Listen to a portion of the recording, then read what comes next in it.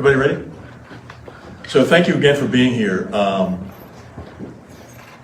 ran into one of the marshals this morning over at the courthouse in their opening ceremony and talked with him briefly about the apprehension that the marshals made and thanked them for being so quick in apprehending this guy.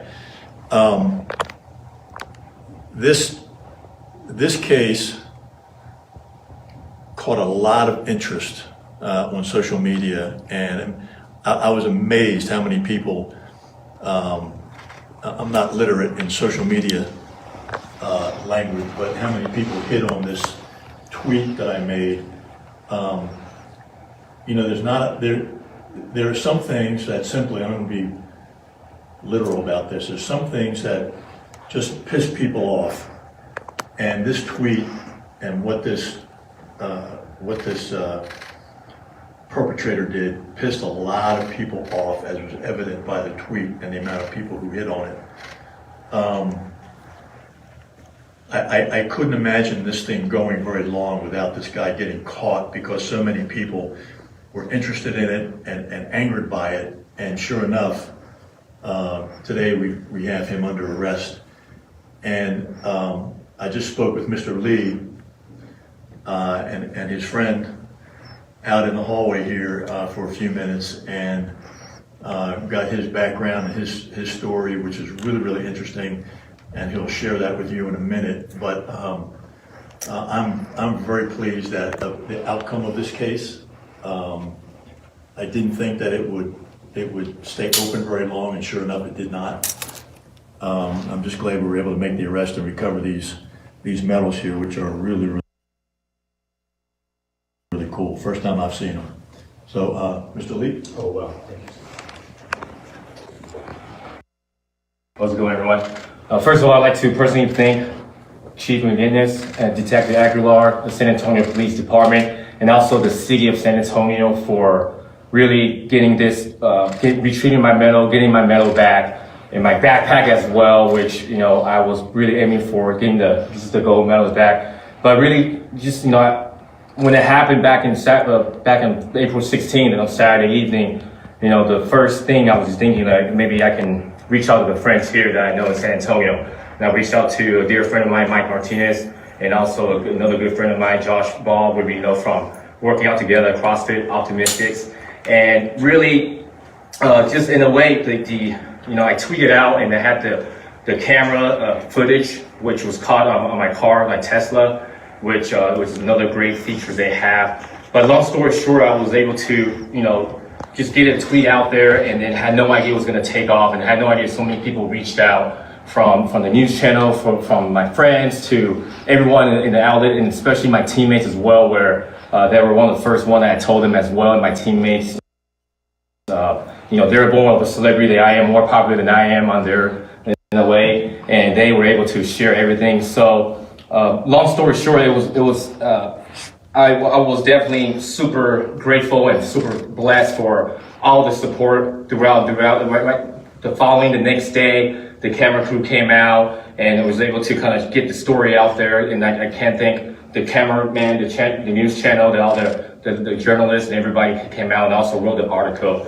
So, in a way, I mentioned earlier, this is the People's Medal on TV and everything else, and it's true, because I got here, I grew up in was from Taiwan, made in Taiwan, but grew up in California, and enlisted in the Army as 18.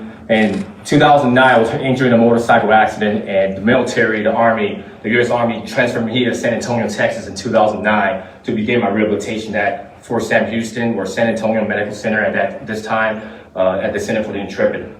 And long story short, there was, not only I was rehabbing my leg, but there was numerous amounts of support of this city.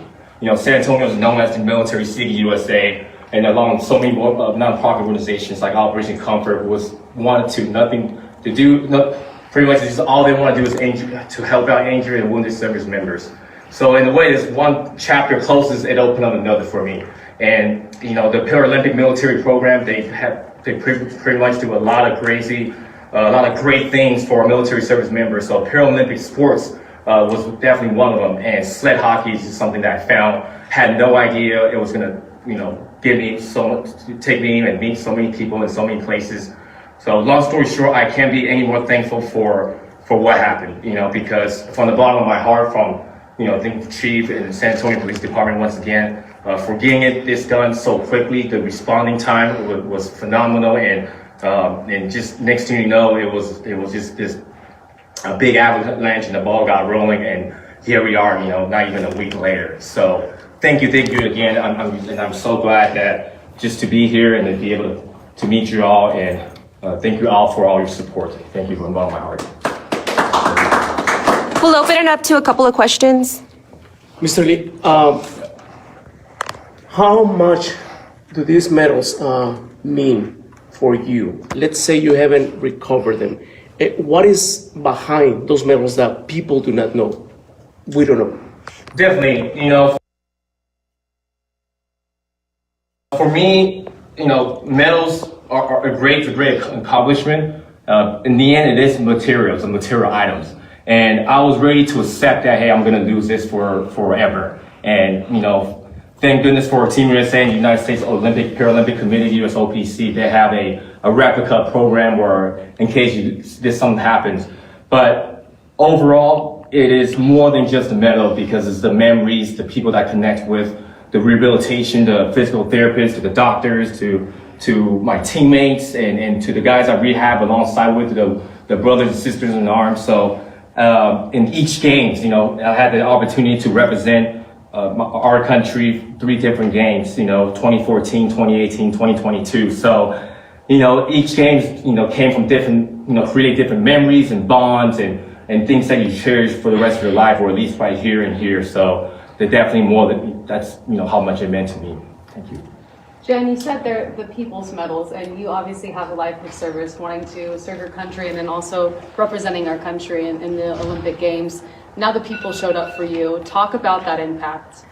Yeah, something that when I enlisted in the military, and just like everyone else that did, reading enlisted in the military to kind of have anything expect in return or anything. It's just like the police officers here, the fire departments, the first responders, we did it for a different type of service to serve our community or our country. And for the community and the people, not only the San Antonio or nationwide, to reach out and help, it's just definitely one of those things that you're like, wow, like from everything that when you enlist in the Army or you serve or you put your right hand up, you knew that, hey, you're doing it for the right thing. And you never knew it was going to expect anything back, but for this is definitely a surreal experience, and definitely a memory to be cherished as well. I know you talked about, you're going to get the chance to go, to DC and, talk to, the president, and now you'll be able to have your medals with you. So, Oh, yeah. How does that feel? And also on that note, what else is next for you and also for the team? Yeah, kind of something I was joking with you earlier. Well, like last time, Troy, it's like, oh man, we were planning, the Team USA, all the athletes will be going to the White House on May 1st, and we'll be meeting the president on May 4th. And it's something that they do for every Paralympic Games.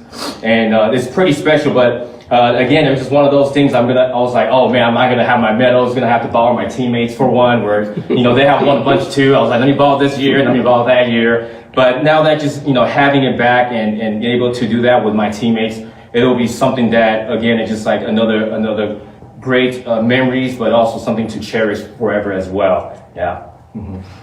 Chief McManus, you talked about the huge impact this had on social media, so many people responding and wanting to help. Do you think this case would have been solved as quickly if it wasn't for that social media response?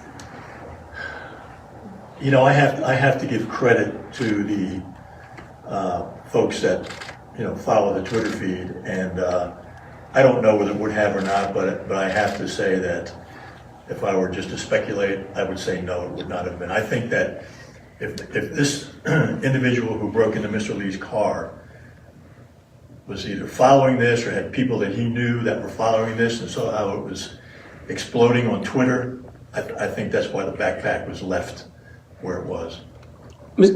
Chief, why, in a way, this feels different for you? The fact that you're here with him and the recovered medals, why does it feel, it has a special kind of feeling? You know, it really does, and this is probably one of the most pleasant press conferences that I've ever participated in. But the fact that the adversity that Mr. Lee has faced, the fact that he was, you know, he served our country, still serves our country, and the fact that he competed in the Olympic Games and has real Olympic medals. You know, when I asked Mr. Lee if I could look at them before we came in here, and I was expecting something much lighter than what they are, you know, much lighter in weight, but they're the real deal. And again, I'm just very happy that this is a happy ending for Mr. Lee, and he can move on without the void of having those medals gone.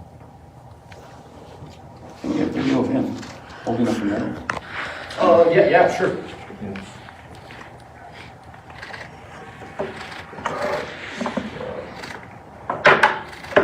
Here you go. So I have three, so it's kind of a little difficult to hold all three, so I'll wear it. Sorry.